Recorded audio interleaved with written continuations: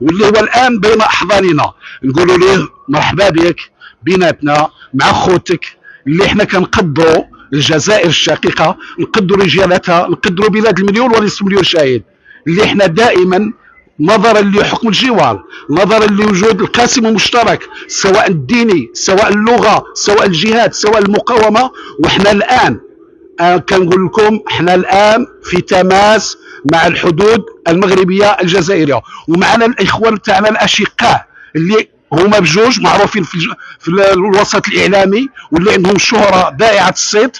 الاول السي وليد كبير اللي نزل عندنا ضيف سابق، وهو اكبر الاعلاميين الان العرب، واللي هو مؤثر معروف، واللي استقبلوه المغاربه بالورود، ولا اخ نحتضنوه في وسطنا وبين الاطراف تاعنا وفي المنازل تاعنا ومعنا يوميا لانه شقيق وابنه الاشقاء. غادي الان نمشيو للسي هشام باش يعطي لنا واحد التصريح ولو مقتضب. السي هشام عبود بتواجده بالمغرب وبالضبط من عروسه المغرب العربي اللي هي مدينه الالفيه، مدينه وجده، فليتفضل مشكوره. شكرا على هذا التقديم. طبعا وجودي في وجده بالنسبة لي أنا عنده رمزية كبيرة، لأن وجدة تعتبر إحدى الرئتين التي كانت تتنفس بها الثورة الجزائرية. كانت رئة في وجدة ورئة في غرديمة وفي تونس. وجدة اختلط فيها دماء الجزائريين بالمغاربة، وتعتبر مسقط رأس أحد رؤساء الجزائر هو عبد العزيز بوتفليقة. ووجدة تعتبر يعني تقريبا نصف سكانها جزائريين، واللي هم مغاربة عندهم نسبة مع الجزائر، يبقى يعني رمز الوحدة الجزائرية المغربية. وجدة رمز الوحدة الجزائرية المغربية. ووجودي هنا اليوم أنا عنديش ساعتين من اللي وصلت، خليني نشم الريحة تاع الجزائر من هنا، لأنه هذه احنا في طريق الحدود. سمعت عقيد لطفي راه على 5 كيلومتر من هنا.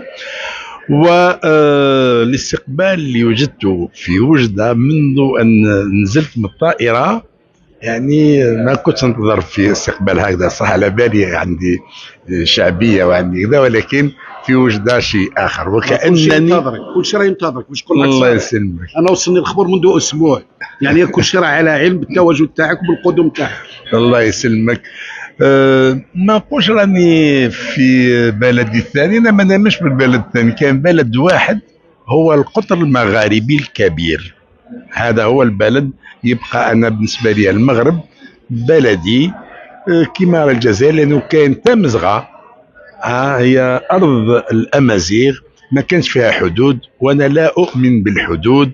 ولهذا حتى لما نقول كان نقطه حدوديه للاسف غالقينها ولاد الحرام اللي قاطعين صله الرحم بين الاف ابناء القطر المغرب الكبير. ان شاء الله تفرج ونعاودوا نتلاقاو، ماشي هذاك السور اللي دايرين ولا هذيك الجدار الوهمي. على كل حال هذا الجدار هذاك يبني ويدير يبقى في العقل. وإن لم نعيش نحن في الجزائر، الجزائر تعيش فينا. سمعت؟ والوجديين اللي ما يقدرش يمشيوا الجزائر، سواء كانوا جزائريين او مغاربه، وما يقدرش يمشيوا الجزائر لانه كانوا ولاد حرام قطعوا صله الرحم. حتى باش ندعو لهم بالهدايه، الهدايه ندعو بها للي عنده اخلاق، الهدايه ندعو بها للبشر اللي متربيين، ما ندعيش بالهدايه للعرايه تاع فويو ما عندك ما تدعي له. وللاسف النظام الجزائري نظام تاع عرايه، نقولها ونعاودها. الناس قد بانين كلش على الكذب، كلش على التسجيل، كلش على النميمه وعلى الفتنه. وجميع من يخدم على الفتنه ويسعى للفتنه، ربي ان شاء الله يخلص وعد.